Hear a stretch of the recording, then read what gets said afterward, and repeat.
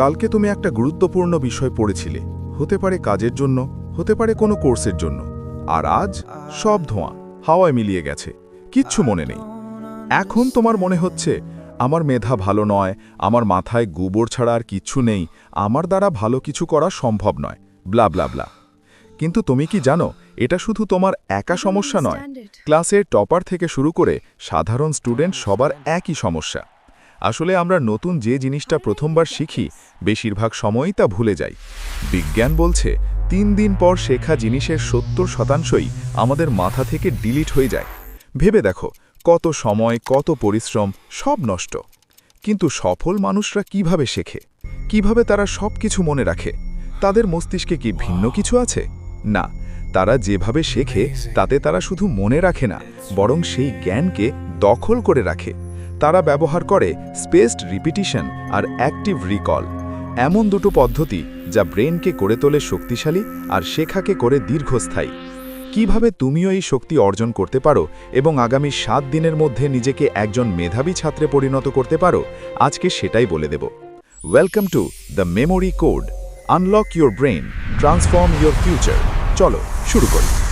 আমরা এতদিন যেভাবে পড়ে এসেছি, সেই পুরনো পদ্ধতি, এক অধ্যায় বারবার পড়ে যাওয়া বা পরীক্ষার আগের রাতের রাতভর মুখস্থ করা, সত্যি বলতে এই পদ্ধতিগুলো আমাদের কাজে আসছে না, বরং এগুলো আমাদের হতাশ করছে, সময় নষ্ট করছে।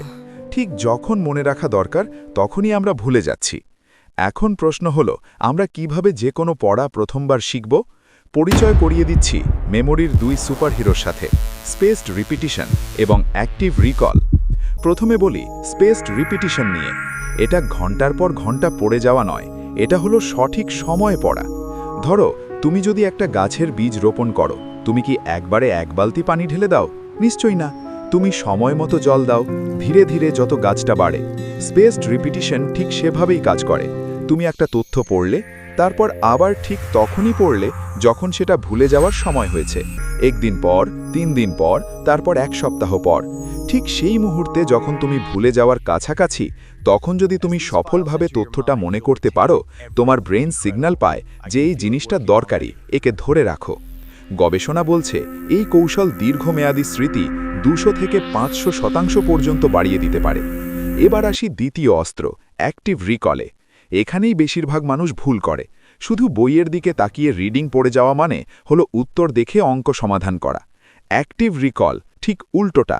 এখানে তুমি বই না দেখে নিজের মাথা থেকে তথ্য বের করার চেষ্টা করো, যেমন ফ্ল্যাশ কার্ড ব্যবহার করা, নোট বন্ধ করে নিজেকে প্রশ্ন করা বা কাউকে বুঝিয়ে বলা। এটা শুরুতে কঠিন মনে হতে পারে, কিন্তু এই যে নিজের ব্রেনকে খাটানো, এটাই জাদুর মতো কাজ করে। প্যাসিভ পড়া হলো অন্যকে ব্যায়াম করতে দেখা, আর অ্যাক্টিভ রিকল মানে তুমি নিজে জিমে গিয়ে ব্যায়াম করছো। এই পদ্ধতিগুলো কি আধুনিককালের কোনো হ্যাক? মোটেও না। এর ইতিহাস অনেক পুরনো। আজ থেকে 2500 বছর আগে প্রাচীন গ্রিসের কবি সিমোনিডেস ব্যবহার করতেন মেমোরি প্যালেস পদ্ধতি। 1885 সালে জার্মান বিজ্ঞানী হারমান এবিংহাউস আবিষ্কার করেছিলেন ভুলে যাওয়ার রেখা বা ফরগেটিং কার্ভ। তিনি দেখিয়েছিলেন কিভাবে সময়ের সাথে আমাদের স্মৃতি মুছে যায়। 1909 সালে এডভিনা অ্যাবট প্রমাণ করেছিলেন যে বারবার পড়ার চেয়ে নিজেকে প্রশ্ন করা বা অ্যাক্টিভ রিকল অনেক বেশি কার্যকর। 88 দশকে পোল্যান্ডের গবেষক পিওতর ওজনিয়াক তৈরি করেছিলেন প্রথম স্পেসড রিপিটিশন সফটওয়্যার, আর আজ আমাদের হাতে আছে আঙ্কি বা কুইজলেটের মতো আধুনিক অ্যাপ। তাহলে বাস্তব জীবনে তুমি এটা কিভাবে কাজে লাগাবে? আগামী 7 দিনের জন্য 3টে কাজ করো। 1. Stop reading. কোনো কিছু বারবার রিডিং পড়বে না। একবার পড়ার পর বই বন্ধ করে চিন্তা করো তুমি কি পড়লে। 2. ফ্ল্যাশ কার্ড ব্যবহার করো। আঙ্কির মতো অ্যাপ ব্যবহার করে কঠিন তথ্যগুলো সেভ করে রাখো। 3. ফেইনম্যান টেকনিক ব্যবহার করো। তুমি যা শিখলে তা অন্য কাউকে বা আয়নার সামনে দাঁড়িয়ে নিজেকে সহজভাবে বোঝানোর চেষ্টা করো। বন্ধুরা, শেখা কোনো বড় বাধা নয় যদি তোমার কাছে সঠিক কৌশল থাকে। এই পদ্ধতিগুলো ব্যবহার করে তুমি তোমার পড়ার সময় কমিয়ে আনতে পারো এবং মনে রাখার ক্ষমতা বাড়িয়ে তুলতে পারো বহুগুণ। ভুলে যাওয়াকে ভয় পেও না, বরং তাকে জয় করো সঠিক বিজ্ঞানের মাধ্যমে। নিজের ব্রেনের ক্ষমতার ওপর বিশ্বাস রাখো। তোমার মেমোরি কোড এখন তোমার হাতে। ভিডিওটি ভালো লাগলে শেয়ার করো তাদের সাথে যাদের তুমি সাহায্য করতে চাও। দেখা হবে পরের ভিডিওতে। ধন্যবাদ।